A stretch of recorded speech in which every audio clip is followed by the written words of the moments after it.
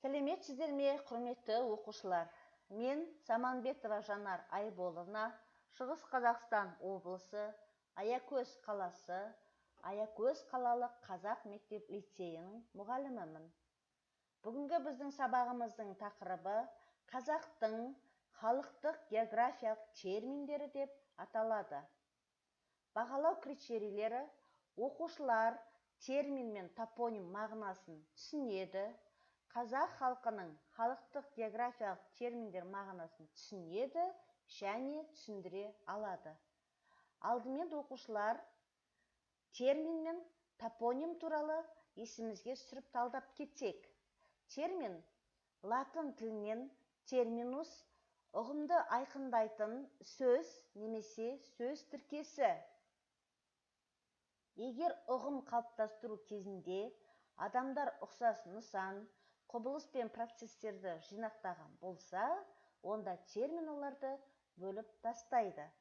Топоним бұл географиялық атаулар мен олардың қызметін, мәні мен шығу тегін, құрылымын, таралу аймағын, дамуы мен уақыт өте өзгеруін зерттейді. Яғни жалпы географиялық атаулар топонимдер деп аталады. Ал оны зерттейтін ғылымды топонимика деп атайды.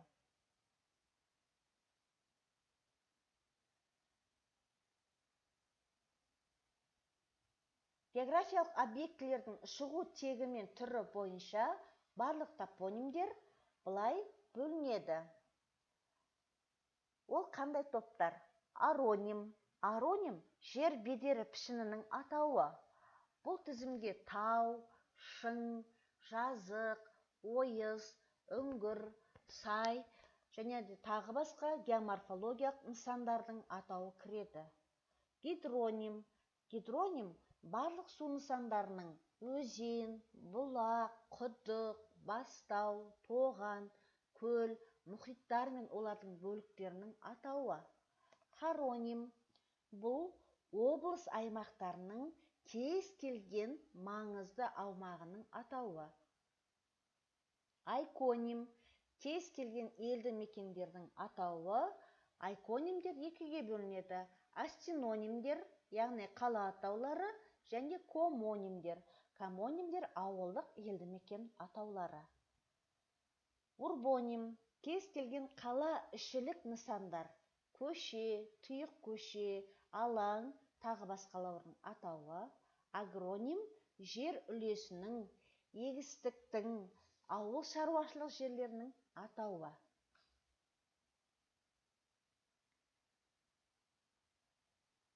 Жалпы осы хоронимдердің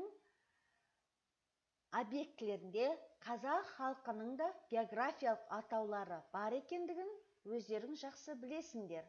Ал сол қазақ халқының географиялық атаулары сол жердің сипатына, сол жерді мекендейтін құс жануарларға байланыстырылып, болмаса сол мекеннің ауа райына қарай аталынып жатады.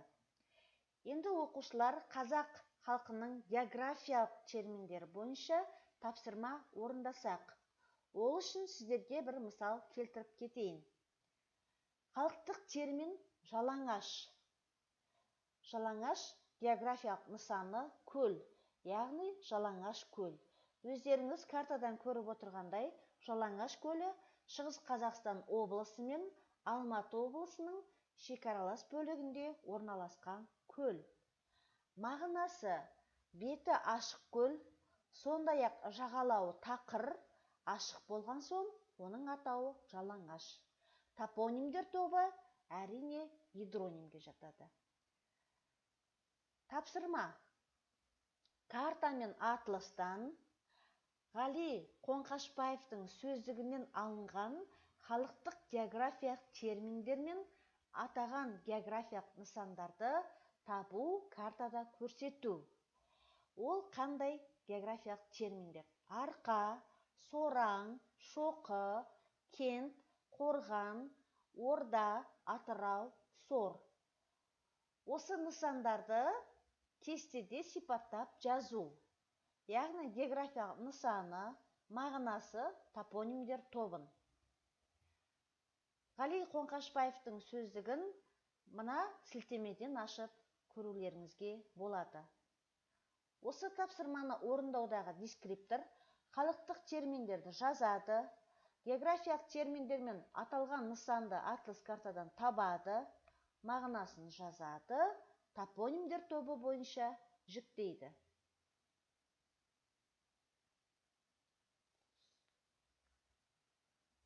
Оқушылар тапсырманы тексеру үшін дұрыс жауаптармен салыстырып, саралап көріңдер.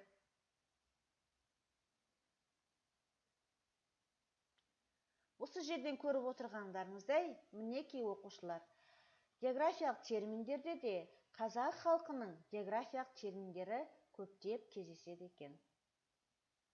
Рефлексия нысанды 4 бағытта толықтырып жазу. Қандай бағыт? Менің эмоционалдық жай-күйім, ұйымдастыру формасы, әдістері мен жұмыс түрі, іс-шара мазмұны, менің белсенділігім. Үйге тапсырма: картаны пайдаланып, өздерің тұратын аймақ бойынша қазақ халықтық географиялық терминдерді анықтап, мағынасын жазыңдар. Топонимдер бойынша жіктеу жасап, төмендегі кестені толтырыңдар. Назарларыңызға рахмет.